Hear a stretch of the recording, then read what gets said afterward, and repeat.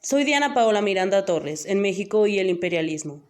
Voy a hablar del tema la pacificación porfiriana en la época del Porfiriato. El Porfiriato fue un periodo de la historia política de México durante el cual gobernó el país el general Porfirio Díaz, entre 1876 y 1911.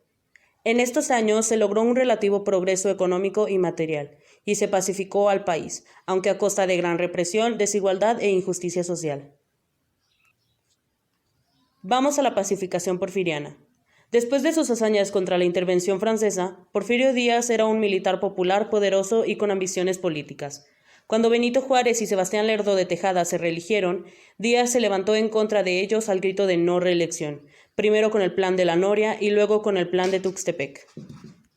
Conquistó el poder en 1877, gracias a su victoria en la batalla de Tecuac. Las elecciones para presidente de 1878 casi resultaron mera formalidad, pues Díaz ganó con el 97% de los votos. El primer objetivo de su gobierno fue pacificar al país y eliminar a los rivales políticos más poderosos. No dudó en ejecutar a los levantados en su contra y exiliar a los enemigos más molestos. También hizo cambios en las cámaras para lograr un Congreso dócil al poder ejecutivo. Logró el reconocimiento de Estados Unidos, Alemania, Italia, España y Francia, las potencias económicas de entonces. Años de relativa paz permitieron el crecimiento de la industria, la minería y los ferrocarriles, así como de los latifundios y del número de peones. En 1880, Díaz, fiel aún al lema de la no reelección, apoyó a Manuel González como candidato a la presidencia. González fue la cabeza de un gobierno derrochador, que agotó las reservas monetarias del país. Sin embargo, durante su mandato hubo algunos logros, como la creación del Banco Nacional de México y el crecimiento de la red ferroviaria.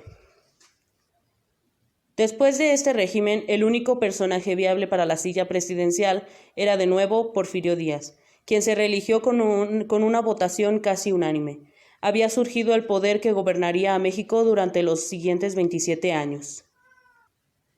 Una vez consolidado en el poder, Díaz comenzó una política de conciliación entre los sectores más favorecidos del país. A los caciques regionales les permitió mantener el poder local a cambio de su lealtad. Se reconcilió con la Iglesia Católica y sus antiguos enemigos conservadores, gracias a lo cual México disfrutó de 27 años de paz al final de un siglo de batallas. Con la paz, la economía se recuperó, la minería, la industria y las comunicaciones se desarrollaron rápidamente. Por primera vez en su historia, México se convirtió en exportador de productos agrícolas y ganaderos. También se logró resolver el problema de la deuda externa que tenía al país en bancarrota. El régimen porfirista fomentó el desarrollo artístico y científico de México.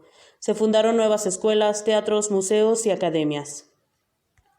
Los intelectuales más importantes pensaban que solo la ciencia y la modernización industrial sacarían al país de su atraso.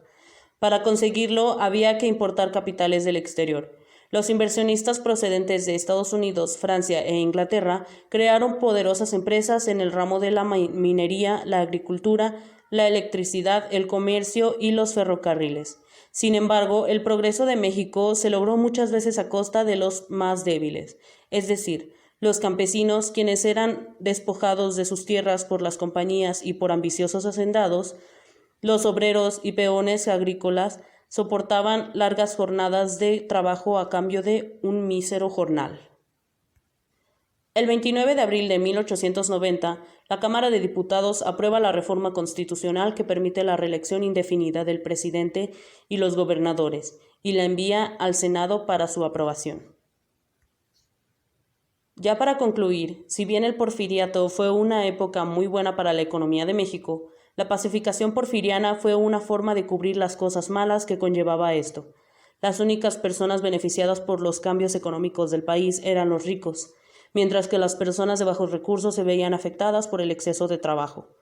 El gobierno escondía todo lo malo con los logros que estaban consiguiendo para nuestro país, y no benefició a todo el país, sino que perjudicó a las clases bajas. No obtenían valor por el trabajo que ellos estaban dando para la economía.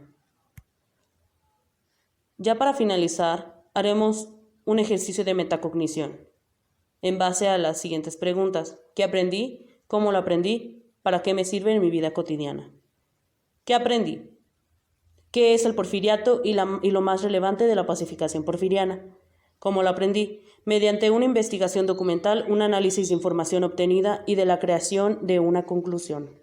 ¿Para qué me sirve en mi vida cotidiana? Para transmitir una pequeña parte de la historia de nuestro país a personas que desconozcan este tema. Gracias.